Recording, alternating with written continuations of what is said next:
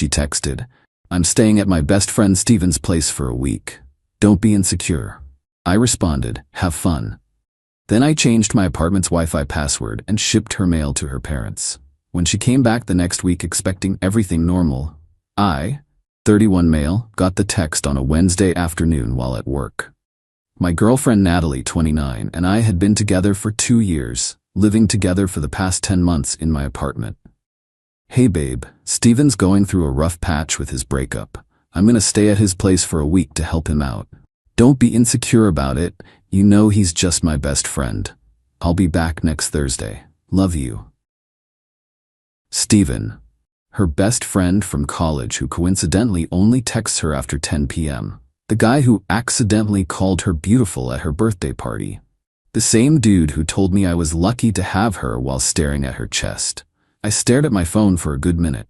She wasn't asking, she was telling me, and preemptively calling me insecure for any reasonable concern I might have. I typed back, "Have fun." She responded with heart emojis and "Thanks for understanding, babe. You're the best." Yeah, the best, all right. I left work early that day. Not angry exactly, more like clarity had suddenly hit me. This wasn't the first boundary she'd pushed. Last month, it was drinks with her ex just to catch up. Before that, a weekend trip with her male coworker to a work conference that turned out to be optional. Each time I expressed discomfort, I was controlling or insecure or toxic. Each time I eventually caved, apologized for my trust issues, and she'd reward me with affection for a few days before the next test. But staying at another man's apartment for a week, while telling me not to be insecure about it? That wasn't a boundary push. That was a boundary demolition. I got home and looked around my apartment. Her stuff was everywhere. Her skincare products colonizing my bathroom, her clothes taking up 80% of my closet, her decorative pillows that served no purpose, her meal prep containers filling my fridge. She'd moved in gradually. First it was a drawer, then half the closet. Then she was getting mail here. But she never got added to the lease, never contributed to rent because she was saving up. Her name wasn't on any utilities. I pulled out my laptop and got to work. First, change the Wi-Fi password. She worked from home 3 days a week. Good luck with that. Second, set up mail forwarding. All her mail would now go to her parents' house in the suburbs. Let them wonder why their daughter's getting her credit card bills again. Third, packed up her obvious belongings, clothes, makeup, her collection of succulents that were somehow always dying. Everything went into boxes, neatly labeled. I'm not a monster, just practical.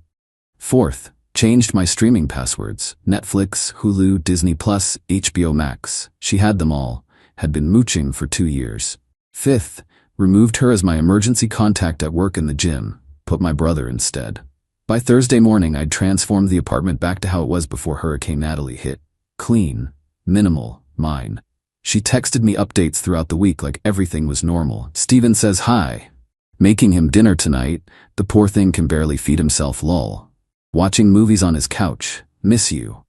I responded to each with variations of cool and nice. She didn't notice the difference. Too busy playing house with Steven, I guess. Update 1 Thursday came. She texted that morning. "Coming home around 6. Can't wait to see you, baby. Steven's feeling much better," I replied. I was sitting on my couch without her throw pillows, eating Chinese takeout straight from the container when I heard her key in the lock. Or trying to be in the lock. The scratching went on for about 30 seconds. Ryan, the door won't open." I walked over, opened it halfway. She was standing there with her weekend bag, looking confused and a little annoyed. "Hey, your key doesn't work," she said, trying to push past me. I didn't move. "Yeah, I had the locks changed." She laughed nervously. "What? Why? Did something happen?" "You moved out, so I figured I should update security." Her face went through several expressions. Confusion, annoyance, then a forced smile. "Babe, I was just helping Steven for a week. I didn't move out." "You stayed at another man's apartment for a week. Sounds like moving out to me." She actually rolled her eyes. "Oh my God, are you seriously being this petty? Let me in, Ryan. I'm tired." "Your stuff's in boxes by the door. Your mail now goes to your parents' house. The Wi-Fi password's changed. I'd appreciate if you could collect everything now." The fake smile dropped. Are you breaking up with me? Over staying with a friend? I'm establishing boundaries. You made your choice to stay with Steven. I made mine to reclaim my space. That's when the rage started. You insecure little man. Steven is gay. I actually laughed. Steven's gay? The same Steven who dated Michelle for 3 years? Who hit on my coworker at the Christmas party? That gay Steven? She turned red. He's bi, but he's not interested in me. Cool story. Your boxes are getting heavy. Need help carrying them down? She tried pushing past me again. I stood firm. Natalie, you're not a resident here anymore. Please take your things. I've been living here for 10 months. You can't just kick me out. You voluntarily left to stay elsewhere for a week. You're not on the lease. This is my apartment. Would you like me to call building security to help with your boxes? She started crying, the tears that usually made me cave. Baby, please, this is crazy. I love you. I was just helping a friend. Then Steven can help you now, with moving. Her phone buzzed. She looked at it and her face went pale. Why is my mom texting me about receiving my Nordstrom bill? Mail forwarding, since you don't live here anymore. You forwarded my mail? Yes, to your permanent address, your parents' house. She was typing furiously on her phone, then stopped. The Wi-Fi isn't working. That's for residents only. I work from home tomorrow. Sounds like a you problem. Maybe Steven has good Wi-Fi. The next hour was a symphony of manipulation tactics. Tears. How could you do this to us? Rage. You're a pathetic, controlling psycho. Bargaining. Just let me stay tonight and we can talk tomorrow. Threats. I'll tell everyone what an insecure baby you are. Love bombing. Baby, you're the only man I've ever loved. I remained unmoved. Eventually she called Steven. I heard her sigh. Can you come get me? No, now. Because Ryan's being psychotic. Just come get me. 20 minutes later, Steven pulled up in his Prius. He actually had the audacity to come to my door. Bro, this is really unnecessary. Nothing happened. I looked him dead in the eye. Bro, she's your problem now. Enjoy your house guest. Natalie was dragging boxes to his car, shooting me death glares. As they loaded the last one, she came back. You're gonna regret this. We were perfect together. We really weren't. You just had free rent and Wi-Fi. I was the best thing that ever happened to you. The best thing that happened to me was buying this apartment before we met. In my name only. She slapped me. Not hard, but enough to sting. Steven pulled her away. Come on, Nat, he's not worth it. As they drove off, I touched my cheek and smiled. She just upgraded this from a civil separation to assault. Camera in the hallway definitely caught that. Update 2 Friday morning, the bombardment began. 62 texts from Natalie overnight. They ranged from apologetic novels to one-word insults. My favorite was, "You'll die alone with your stupid minimalist apartment." I screenshotted everything and didn't respond. Then came the call to my workplace. My boss pulled me aside. Ryan, your ex-girlfriend called, said there's a domestic situation and you've made her homeless? I showed him the texts, including the one where she said she was staying with Steven by choice, and the slap video from my hallway camera. He winced. Yeah, we're blocking her number. You might want to consider a restraining order. By noon, her flying monkeys arrived. Her sister Melissa texted, "What did you do?" Natalie is hysterical. Me, she chose to live with Steven for a week. I chose to make it permanent. Over a friend? You're pathetic. Your sister told me not to be insecure while she moved in with another man. I took her advice and moved on. Then her best friend Tara, you changed the locks while she was helping a friend in need? That's illegal. She's not on the lease. She left voluntarily. I have it in writing that she was staying with Steven.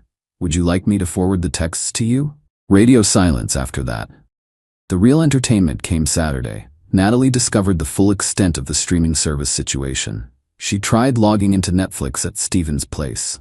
Denied. Hulu? Nope. HBO? Forget it. She actually created a group chat with me and Steven. Ryan, I need the streaming passwords. That's just petty. Me, those are my accounts. Get your own. Dude, just share the passwords. Dude, just buy your own subscriptions. You've got a live-in girlfriend now. Congrats. Steven left the chat. Sunday brought a new development. Natalie's dad called me. Richard had always been cool with me, so I answered. Ryan, what's going on? Natalie's mother is driving me insane. Something about mail-in locks? I explained the situation calmly. The week at Steven's, the "don't be insecure" text. My response. Long pause. Then, she stayed at another man's place for a week? Yes, sir. And told you not to be insecure about it? Correct. Another pause. You have her stuff? All boxed up.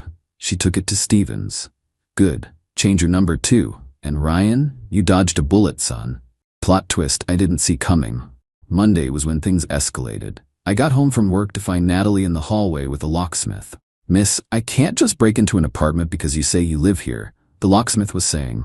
I've been living here for 10 months, she screeched. I approached calmly. Is there a problem? The locksmith looked relieved. Sir, are you the resident?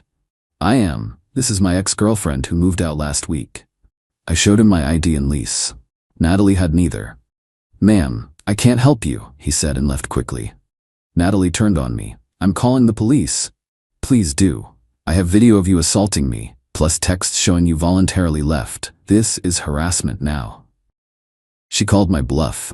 The cops showed up 20 minutes later. Update 3. The officers listened to both sides. Natalie claimed illegal eviction. I showed them the lease, my name only, her texts about staying with Steven, the video of her slapping me, the fact she'd already removed all her belongings. Ma'am, the older officer said, you have no legal claim to this apartment. You left voluntarily, you're not on the lease, and you've already collected your belongings. If you continue harassing this man, you'll be arrested. For what? You assaulted him on camera. He could press charges right now. She looked at me with panic. I shrugged. I just want to be left alone. The officers made her leave. One pulled me aside. Get a restraining order. This type doesn't give up easy. He was right. Tuesday she tried a new approach. Posted on social media about being suddenly homeless after 2 years with a narcissist. Tagged mutual friends. Posted pictures of us from happier times with captions about not knowing who someone really is. The comments were initially sympathetic until my buddy Jake commented, "Didn't you move in with Steven last week?" Natalie, to help him. For a whole week, while in a relationship? The tide turned quickly. People started questioning her story. She deleted the post within hours. Wednesday brought the funniest development. Steven texted me. "Steven, bro, you need to take her back." Me, "No thanks. She's driving me crazy. She doesn't work, doesn't clean, just complains about you all day." Sounds like a you problem. This isn't funny. She's expecting me to pay for everything. She ordered $200 of sushi last night. Better upgrade that Hulu account. She likes to binge watch. Seriously? You wanted her. You got her. Enjoy. Thursday, exactly 1 week after she'd returned, the extinction burst happened. I was at work when security called me. Natalie was in the lobby of my building, telling anyone who'd listen that I was an abuser who'd stolen her home. I came down with my phone recording. "Natalie, you need to leave. This is my home. You moved out. You live with Steven now. That was temporary. So is this. Security, please escort her out." As they removed her, she screamed, "You'll pay for this. I'll ruin you." That was enough. I went straight to the courthouse and filed for a restraining order. Included all the evidence, texts, videos, witness statements. Granted temporarily, hearing set for next month. Update 4. The restraining order being served sent Natalie nuclear. She couldn't contact me directly, so she went after everything else. First, she tried to get me fired, called my HR department claiming I was dangerous and unstable. They asked for evidence. She had none. Meanwhile, I had a paper trail of her harassment. HR ended up sending her a cease and desist letter. Next, she went after my reputation. Created fake dating profiles with my photos and offensive bios. My brother found them and reported them all. We tracked the IP address, all created from Steven's apartment. More evidence for the permanent restraining order. Then came the financial warfare. She tried to access my credit cards. She'd memorized numbers from online shopping. Caught immediately thanks to two-factor authentication. The attempted fraud just added to my legal case. Steven, meanwhile, was falling apart. He called me from a different number. I'd blocked his main one. "Please, man, you have to help me. She's insane. I told you not to contact me. She's destroying my apartment. She threw my PlayStation out the window. Sounds expensive. She's saying if I kick her out, she'll tell everyone I assaulted her. Wow, that sounds familiar, almost like a pattern of behavior. What do I do? Get a lawyer, document everything, and maybe next time don't help steal someone else's girlfriend." He hung up. 2 weeks later, the permanent restraining order hearing arrived. Natalie showed up with her hair dyed black, wearing glasses I'd never seen, trying to look serious. She told the judge I'd made her homeless through manipulation and abuse. The judge asked for evidence. She had none. I had 247 threatening texts, video of assault, police reports, witness statements, proof of harassment at work, fake dating profiles, attempted credit card fraud. The judge granted a 2-year restraining order. Natalie started sobbing. "Your Honor, where am I supposed to live? That's not Mr. Ryan's concern, ma'am. You chose to leave his apartment. The consequences are yours to handle." Outside the courthouse, her mom was waiting. She looked exhausted. "Ryan," she said quietly, "I'm sorry. We didn't raise her to be like this." I just nodded and left. Update 5. Final 3 months have passed. Here's where everyone ended up. Natalie. Last I heard through the grapevine, Steven kicked her out after she cheated on him with his roommate. She moved back with her parents at 29 years old, posted about starting fresh and leaving toxic people behind before making her profiles private. Apparently working part-time at a juice bar now since she got fired from her remote job for never actually working. Steven. Tried to reconnect with our friend group. Got shut down hard. Nobody wants to hang with the dude who enabled this whole mess. Moved to a studio apartment after his roommate left, still paying off the PlayStation. Natalie destroyed. Me. The apartment's never been better. Turned her former closet space into a home office. Actually started dating someone new. Met Anna at a bookstore. When I told her this story on our 3rd date, she said, "So you're telling me you have strong boundaries and your own place? Marry me." We laughed, but honestly, she's pretty great. She has her own apartment and we're taking things slow. The best part, she actively makes fun of people who use insecure as a manipulation tactic. Richard, Natalie's dad, actually reached out last month, invited me for a beer. Told me Natalie's been in therapy, finally diagnosed with narcissistic personality disorder.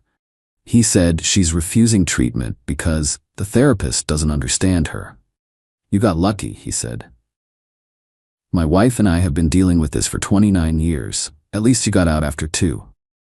The restraining order is still active. She tried to contact me once through a fake Instagram account, reported it, and she got a warning from the police. Haven't heard anything since. My brother summed it up best. She played a stupid game and won a stupid prize. Living rent-free for 10 months, then throwing it away to play house with some dude for a week? That's next-level dumb." Looking back, the red flags were everywhere. Never had her own place, always lived with boyfriends or parents.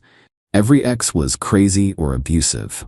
Constantly tested boundaries, then gaslit me when I pushed back. Zero financial responsibility, but expensive tastes. Used emotional manipulation like a weapon. The week with Steven wasn't the problem. It was the symptom of a much bigger issue.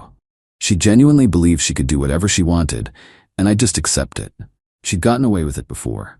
Multiple times, probably.